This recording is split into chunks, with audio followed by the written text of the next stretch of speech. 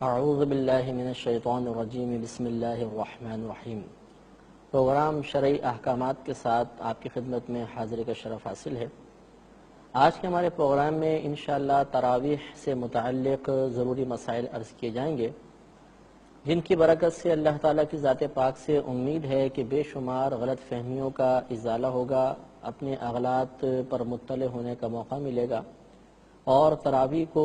جس طرح اللہ تبارک و تعالی اور اس کے رسول کریم صلی اللہ علیہ وسلم چاہتے ہیں ویسے ادا کرنے کا موقع حاصل ہوگا۔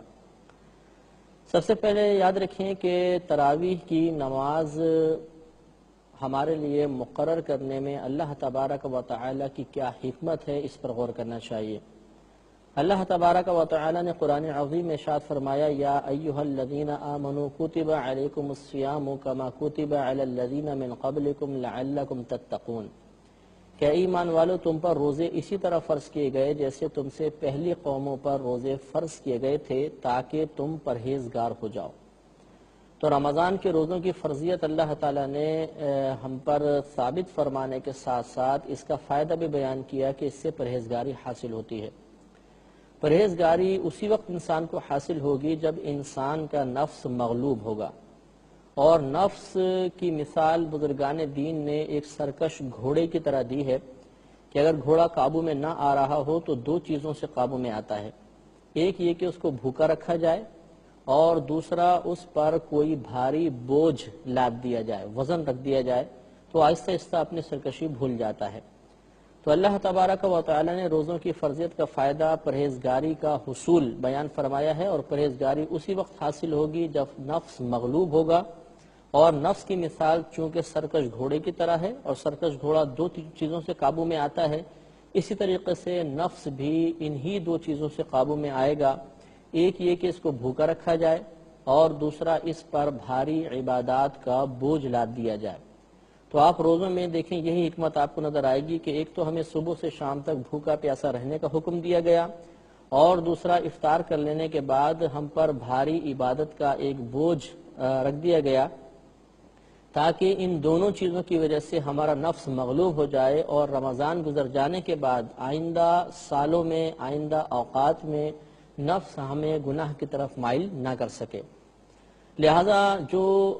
حکمت ہمیں اس میں ایک حکمت یہ نظر آتی ہے کہ بھاری عبادات کا بوجھ اس لیے لادا گیا تاکہ نفس مغلوب ہو جائے، تو ہمیں اس حکمت سے فائدہ اٹھانا چاہیے، اور اس میں پوشیدہ فائدے کو حاصل کرنے میں سستی نہیں کرنی چاہیے۔ لہذا ہمیں تراویح باقاعدہ ادا کرنی چاہیے، اور تراویح جب ہم ادا کریں اس سے پہلے اس کے تمام احکامات کو بار بار سن کر، بار بار پڑھ کر، بار بار دیکھ کر اپنی اچھی طرح اصلاح کر لیں، تاکہ ہمیں تراویح سے مطلوبہ فوائد احسن طریقے سے حاصل ہو جائیں۔ سب سے پہلے یاد رکھیں کہ تراویح کی نماز ہمارے لیے مقرر کرنے میں اللہ تبارک و تعالی کی کیا حکمت ہے، اس پر غور کرنا چاہیے۔ اللہ تبارک و تعالی نے قرآن عظیم میں ارشاد فرمایا، یا ایھا الذین آمنوا کتب علیکم الصیام کما کتب علی الذین من قبلکم لعلکم تتقون، کہ ایمان والو تم پر روزے اسی طرح فرض کیے گئے جیسے تم سے پہلی قوموں پر روزے فرض کیے گئے تھے تاکہ تم پرہیزگار ہو جاؤ۔ تو رمضان کے روزوں کی فرضیت اللہ تعالیٰ نے ہم پر ثابت فرمانے کے ساتھ ساتھ اس کا فائدہ بھی بیان کیا کہ اس سے پرہیزگاری حاصل ہوتی ہے۔ پرہیزگاری اسی وقت انسان کو حاصل ہوگی جب انسان کا نفس مغلوب ہوگا، اور نفس کی مثال بزرگان دین نے ایک سرکش گھوڑے کی طرح دی ہے کہ اگر گھوڑا قابو میں نہ آ رہا ہو تو دو چیزوں سے قابو میں آتا ہے، ایک یہ کہ اس کو بھوکا رکھا جائے، اور دوسرا اس پر کوئی بھاری بوجھ لاد دیا جائے، وزن رکھ دیا جائے تو آہستہ آہستہ اپنی سرکشی بھول جاتا ہے۔ تو اللہ تبارک و تعالی نے روزوں کی فرضیت کا فائدہ پرہیزگاری کا حصول بیان فرمایا ہے، اور پرہیزگاری اسی وقت حاصل ہوگی جب نفس مغلوب ہوگا، اور نفس کی مثال چونکہ سرکش گھوڑے کی طرح ہے، اور سرکش گھوڑا دو چیزوں سے قابو میں آتا ہے، اسی طریقے سے نفس بھی انہی دو چیزوں سے قابو میں آئے گا، ایک یہ کہ اس کو بھوکا رکھا جائے، اور دوسرا اس پر بھاری عبادات کا بوجھ لاد دیا جائے۔ تو آپ روزوں میں دیکھیں یہی حکمت آپ کو نظر آئے گی کہ ایک تو ہمیں صبح سے شام تک بھوکا پیاسا رہنے کا حکم دیا گیا، اور دوسرا افطار کر لینے کے بعد ہم پر بھاری عبادت کا ایک بوجھ رکھ دیا گیا، تاکہ ان دونوں چیزوں کی وجہ سے ہمارا نفس مغلوب ہو جائے اور رمضان گزر جانے کے بعد آئندہ سالوں میں، آئندہ اوقات میں نفس ہمیں گناہ کی طرف مائل نہ کر سکے۔ لہذا جو حکمت ہمیں اس میں ایک حکمت یہ نظر آتی ہے کہ بھاری عبادات کا بوجھ اس لیے لادا گیا تاکہ نفس مغلوب ہو جائے، تو ہمیں اس حکمت سے فائدہ اٹھانا چاہیے اور اس میں پوشیدہ فائدے کو حاصل کرنے میں سستی نہیں کرنی چاہیے۔ لہٰذا ہمیں تراویح باقاعدہ ادا کرنی چاہیے، اور تراویح جب ہم ادا کریں اس سے پہلے اس کے تمام احکامات کو بار بار سن کر، بار بار پڑھ کر، بار بار دیکھ کر اپنی اچھی طرح اصلاح کر لیں، تاکہ ہمیں تراویح سے مطلوبہ فوائد احسن طریقے سے حاصل ہو جائیں۔ تو سب سے پہلے میں آپ کی خدمت میں تراویح کا شرعی حکم عرض کرتا ہوں کہ یاد رکھیے کہ تراویح ہر بالغ مسلمان مرد اور عورت کے لیے سنت مؤکدہ ہے۔ سنت مؤکدہ شریعت میں اس عمل کو کہتے ہیں کہ جس کا کرنا باعث ثواب ہوتا ہے، اور اس کا ایک دو بار چھوڑ دینا برا، اور چھوڑنے کی عادت بنا لینے کی بنا پر انسان گناہگار ہوگا۔ لہذا تراویح جس طرح مردوں کے لیے سنت مؤکدہ ہے، ایسے ہی خواتین کے لیے سنت مؤکدہ ہے۔ اس سے ہماری وہ مسلمان بہنیں درس حاصل کریں جو یہ سمجھتی ہیں کہ شاید تراویح مردوں کی جماعت ہے، عورتوں کا اس سے کوئی تعلق نہیں۔ یہ غلط بات ہے۔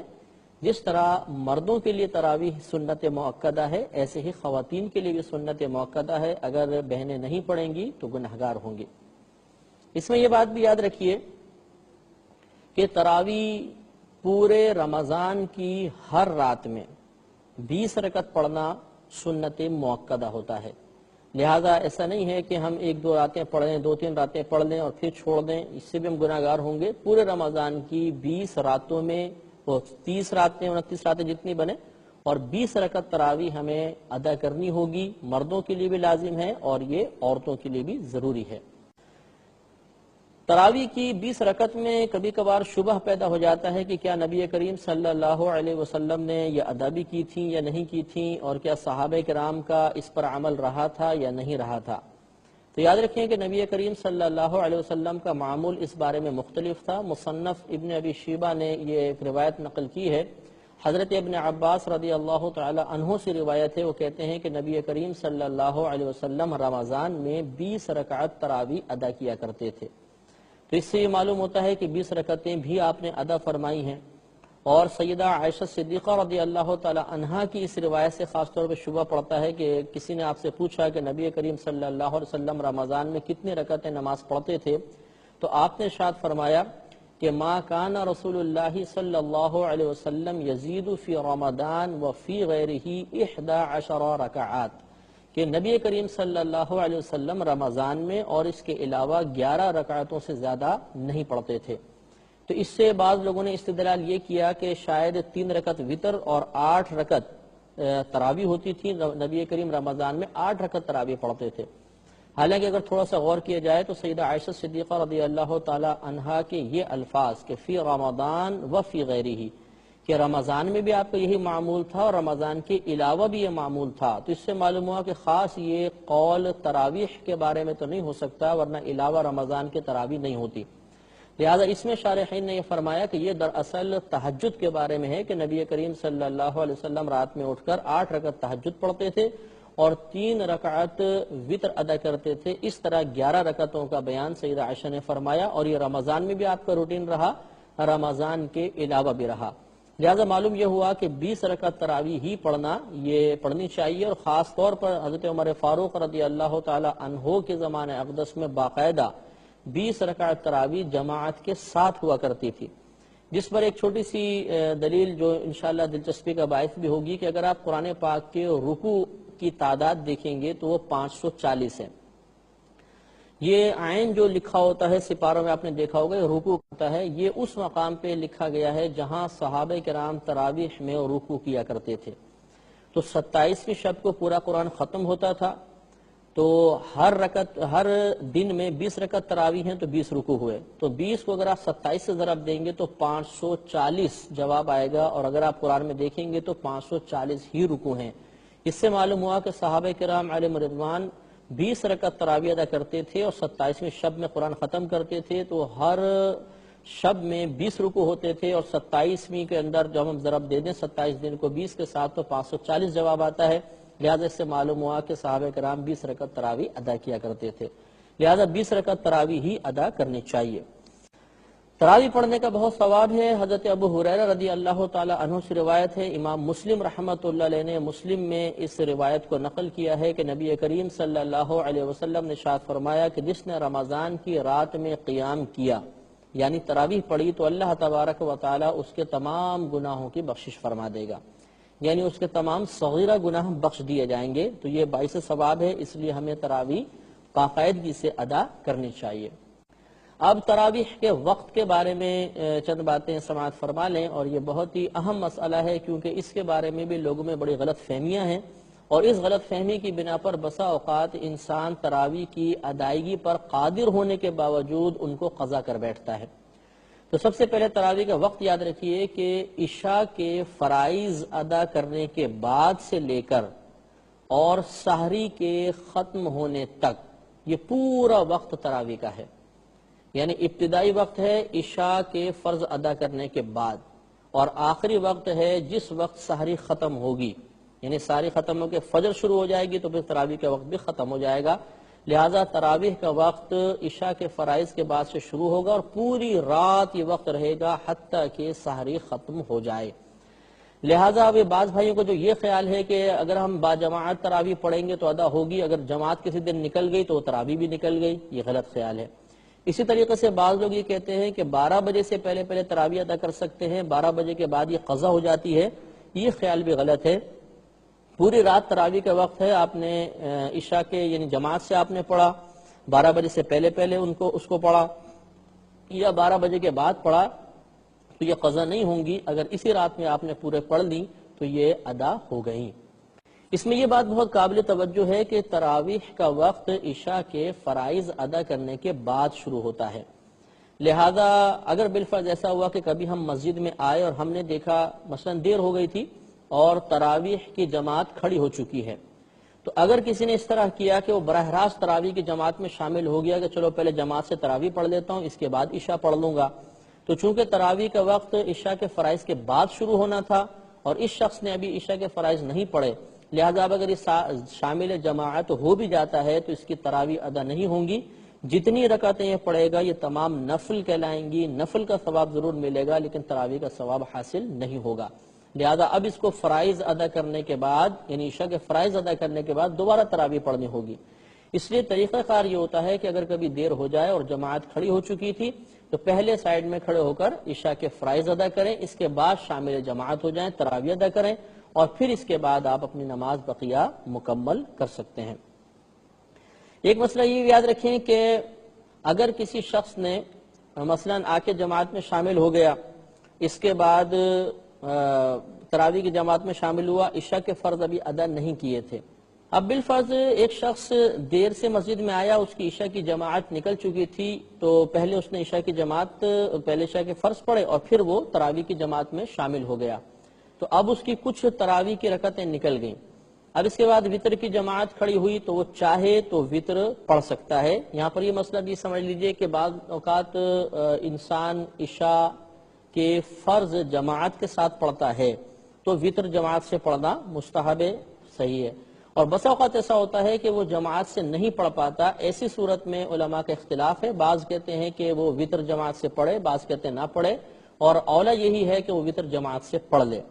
لہذا اب اس نے وطر جماعت سے پڑھے، ابھی تراویح اس کی رہتی تھی، لہذا اب وہ وطر کے بعد بقیہ اپنی تراویح مکمل کرے گا۔ اس سے یہ مسئلہ معلوم ہوا کہ تراویح وطر سے پہلے بھی ہو سکتی ہیں اور وطر کے بعد بھی ہو سکتی ہیں۔ بعض اوقات ایسا ہوتا ہے کہ ہماری قریبی مسجد میں جو حافظ صاحب ہیں ان میں کوئی شرعی عذر ہوتا ہے یا قرآن عظیم خوبصورت انداز سے نہیں پڑھ رہے اور ذرا دور مسجد میں اچھے قاری صاحب ہیں، اچھے خوبصورت آواز میں پڑھتے ہیں، تو کیا اس مسجد میں جا کر جماعت پڑھنا جائز ہے یا نہیں؟ تو یہ بالکل جائز ہے۔ اگر امام میں شرعی عذر ہو تو پھر تو واجب ہے کہ دوسرے امام کے پیچھے ہی نماز پڑھی جائے، اور اگر بالفرض دوسرا امام خوش الہانی کے ساتھ پڑھتا ہے تو یہ بھی ایک سبب لکھا ہے کہ جس کی بنا پر دور جا کر نماز پڑھی جا سکتی ہے۔ ہاں یہ بات یاد رکھیں کہ بعض ہمارے نوجوان خاص طور پہ ایسے ہوتے ہیں کہ جب تراویح کی جماعت قائم ہوتی ہے تو وہ بیٹھے رہتے ہیں، اور جب امام صاحب بالکل رکوع کے قریب آتے ہیں تو جلدی سے کھڑے ہو کر شامل جماعت ہو جاتے ہیں۔ تو یہ طریقہ غیر مناسب ہے، یہ منافقین کا طریقہ تھا کہ وہ اسی طرح کرتے تھے کہ شامل جماعت ہونا ان پر بہت گراں گزرتا تھا، اور جب امام کو رکوع میں جاتے دیکھتے تھے تو جلدی سے شامل ہوتے تھے، تو ایسا نہیں کرنا چاہیے۔ اب ہم وطر کی جماعت کے بارے میں چند باتیں کرتے ہیں۔ چند باتیں میں پہلے عرض کر چکا ہوں کہ وطر کی جماعت رمضان میں مستحب ہے، رمضان کے علاوہ تو علیحدہ پڑھنی ہوتی ہے، رمضان میں بھی مستحب ہے، یعنی جماعت سے پڑھیں گے تو ثواب زیادہ ہو جائے گا، اور اگر تنہا بھی پڑھیں گے تو کوئی گناہ نہیں، کوئی کراہت نہیں ہے۔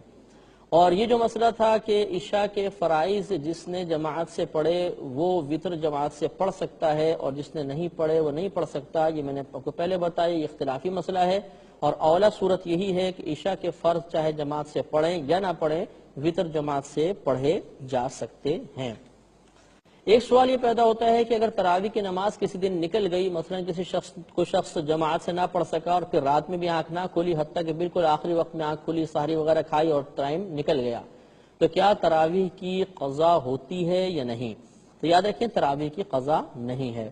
قضا صرف فرائض کی ہوتی ہے اور واجبات کی ہوتی ہے، سنن اور نوافل کی قضا نہیں ہوتی ہے۔ تو چونکہ تراویح ایک سنت موقدہ نماز ہے اور سنتوں کی قضا نہیں ہے، لہذا تراویح کی قضا نہیں ہوگی۔ اور بالفرض اگر کسی شخص نے تراویح کی قضا ادا کی تو پھر بھی یاد رکھیں کہ اس نے تراویح پڑھ لی، قضا ادا کی، تو یہ سنت موقدہ ادا نہیں ہوگی، یہ صرف 20 رکعت نوافل بنیں گے، اس لیے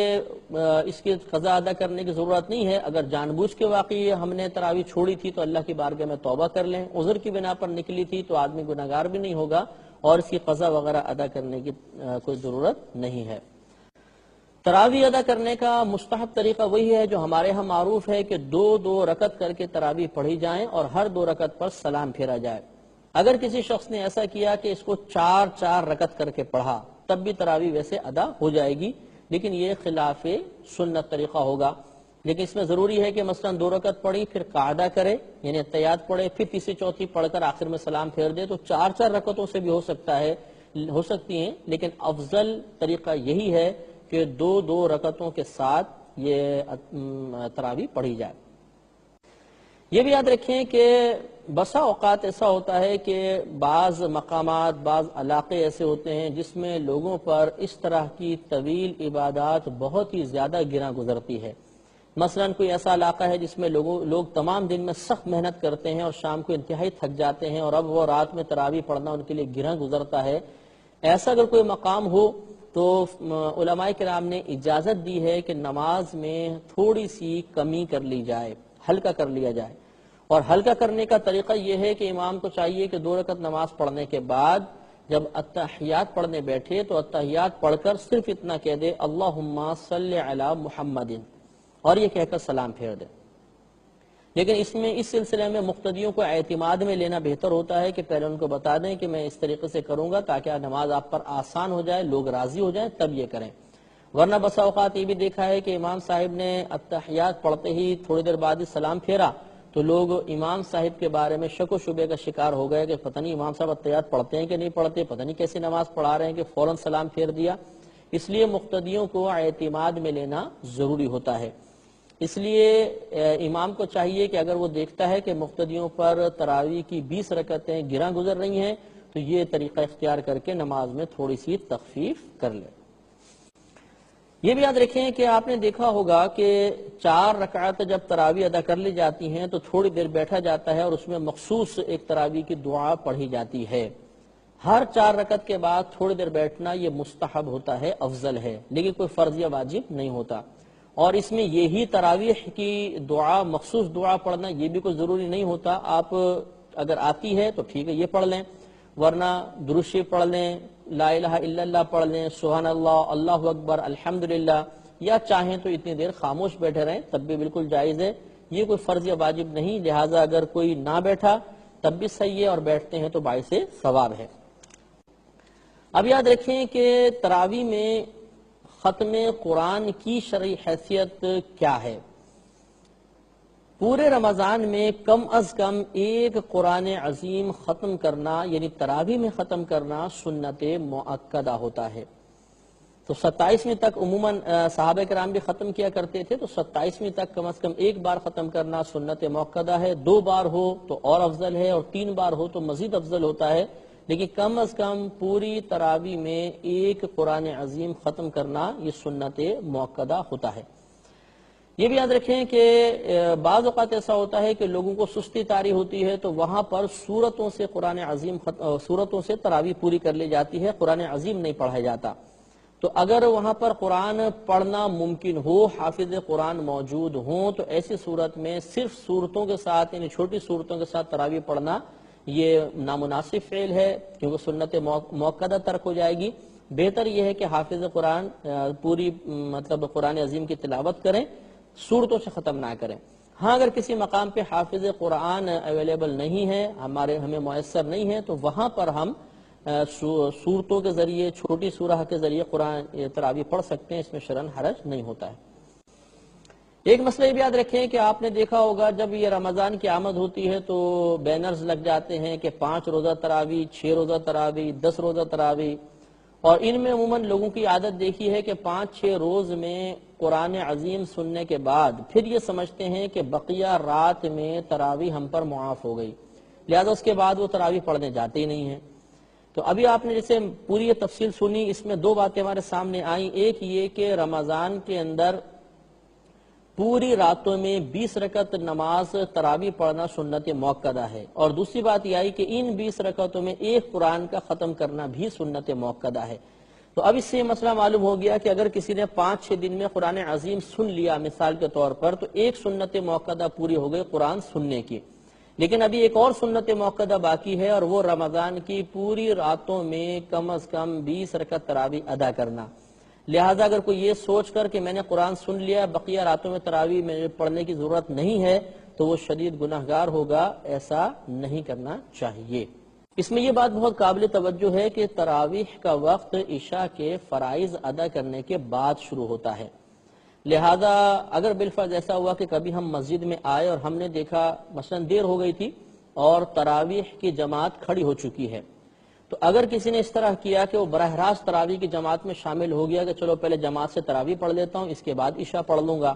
تو چونکہ تراویح کا وقت عشاء کے فرائض کے بعد شروع ہونا تھا اور اس شخص نے ابھی عشاء کے فرائض نہیں پڑھے، لہذا اب اگر یہ شامل جماعت ہو بھی جاتا ہے تو اس کی تراویح ادا نہیں ہوں گی۔ جتنی رکعتیں یہ پڑھے گا یہ تمام نفل کہلائیں گی، نفل کا ثواب ضرور ملے گا لیکن تراویح کا ثواب حاصل نہیں ہوگا، لہذا اب اس کو فرائض ادا کرنے کے بعد یعنی عشاء کے فرائض ادا کرنے کے بعد دوبارہ تراویح پڑھنی ہوگی۔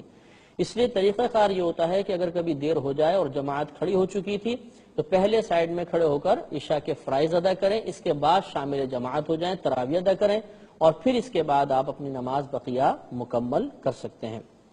یہ بھی یاد رکھیں کہ بعض لوگ یہ پوچھتے ہیں کہ ہماری مسجد میں 2 جماعتیں ہوتی ہیں، ایک نچلی منزل پر ایک اوپری منزل پر، تو کیا یہ 2 جماعتیں تراویح کی ایک ہی مسجد میں قائم کرنا جائز ہے؟ تو یہ صورت غیر مناسب صورت ہوتی ہے، کیونکہ اس میں عموماً تنازع ہو جاتا ہے، جھگڑا ہو جاتا ہے، امام حضرات میں آپس میں چپکلش پیدا ہو جاتی ہے، کیونکہ پھر لوگ چمگویاں کرتے ہیں کہ جی اوپر والے بہت اچھا پڑھتے ہیں، بعض کہتے ہیں نیچے والے اچھا پڑھتے ہیں، اوپر والے اچھا نہیں پڑھتے ہیں، اور پھر اس میں فتنہ فساد کا بھی شدید اندیشہ ہوتا ہے، لہذا ایک مسجد میں ایک ہی تراویح کی جماعت قائم ہونا بہتر ہوتا ہے۔ ایک مسئلہ آخر میں تراویح کے امام سے متعلق ہے، اور یہ مسئلہ بھی بہت اہم ہے کہ یاد رکھیے کہ تراویح کے لیے امام بالغ ہی ہو سکتا ہے جبکہ مقتدیوں میں سے کوئی بالغ ہو، یعنی بالغوں کا امام بالغ ہی ہو سکتا ہے، نابالغ نہیں ہو سکتا، اور نابالغ کی عمر آپ کو بتائی تھی کہ 12 سال سے 15 سال کی عمر کے درمیان لڑکا بالغ ہو جاتا ہے اگر احتلام وغیرہ ہو جائے یا آثار بلوغت ظاہر ہو جائیں، ورنہ 15 سال کے اوپر آ کر ہم بلوغت کا حکم دے دیں گے۔ تو احتیاط اس میں یہی ہے کہ 12 سال سے کم عمر کا اگر کوئی حافظ قرآن ہو تو اس کو آگے کھڑا نہ کیا جائے، ورنہ پیچھے اگر بالغ مقتدی اس کے پڑھے گا تو نماز ادا نہیں ہوگی۔ ہاں نابالغوں کی امامت کر سکتا ہے، لہذا کہیں اگر بچے پڑھ رہے ہوں تو وہاں پہ کوئی نابالغ امام بن جائے تو اس میں شرعاً حرج نہیں ہوتا۔ ہاں یہ ضرور یاد رکھیں کہ بسا اوقات امام کے پیچھے ایک حضرت کھڑے ہوتے ہیں، حافظ قرآن کھڑے ہوتے ہیں جو امام کو غور سے سنتے ہیں اور ان کی تصحیح کر دیتے ہیں، غلطی نکال دیتے ہیں، ان کو سامع کہا جاتا ہے۔ تو سامع کے لیے بالغ ہونا ضروری نہیں ہے، یہ نابالغ بھی ہو سکتا ہے، اور اگر یہ نابالغ لقمہ دے گا اور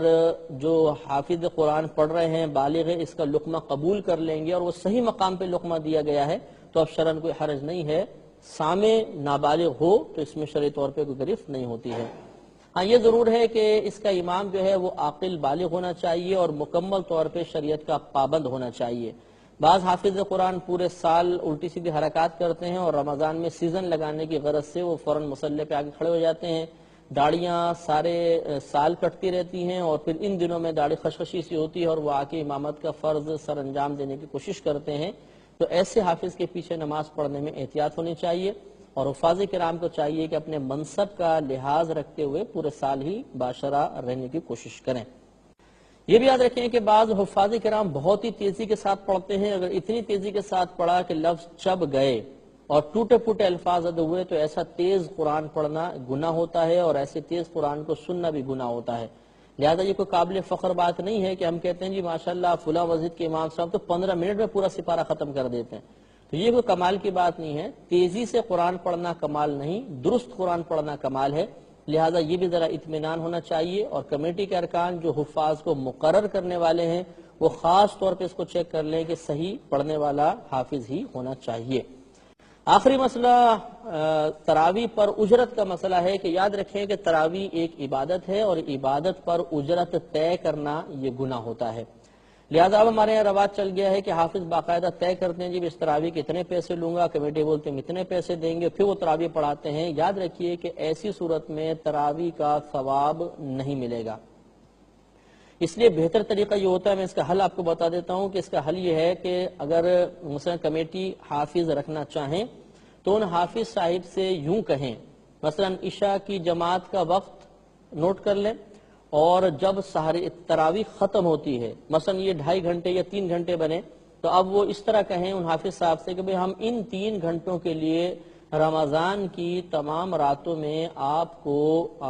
ہم سمجھ لیں نوکر رکھتے ہیں، یا اتنے پیسے ہم آپ دیں گے، آپ ہمارا کچھ کام کریں۔ وہ کہیں کہ ٹھیک ہے میں اس وقت یا وقت آپ کو دیتا ہوں اور اتنے پیسے لیتا ہوں، تو اب آپ نے جو ان سے طے کر رہے ہیں یہ وقت کے پیسے طے کر رہے ہیں، جب وہ اس وقت کے اوپر راضی ہو جائیں اب آپ ان سے کہیں آپ تراویح پڑھائیں، عشاء کی جماعت پڑھائیں۔ تو یہ مطلب جائز طریقہ ہوتا ہے۔ فرق صرف اتنا سا ہے کہ اگر وہ کہیں کہ میں تراویح کے پیسے لوں گا تو یہ تراویح پہ اجرت لینا ہوگا، اور اگر وہ کہیں کہ میں اپنے 2.5 گھنٹے دیتا ہوں، اس 2.5 گھنٹے میں اتنے پیسے لوں گا، تو یہ 2.5 گھنٹے کے پیسے طے ہو رہے ہیں، عبادت کے نہیں، تو اس میں پھر جوازی صورت نکل آئے گی۔ تبارک و تعالیٰ سے دعا ہے کہ رب کریم ہم سب کو تراویح کے ان تمام مسائل کو ذہن میں محفوظ رکھنے کی توفیق عطا فرمائے، اور اس رمضان میں خاص طور پر احتیاط کے ساتھ تراویح ادا کرنے کی توفیق عطا فرمائے، توفیق مرحمت فرمائے، آمین۔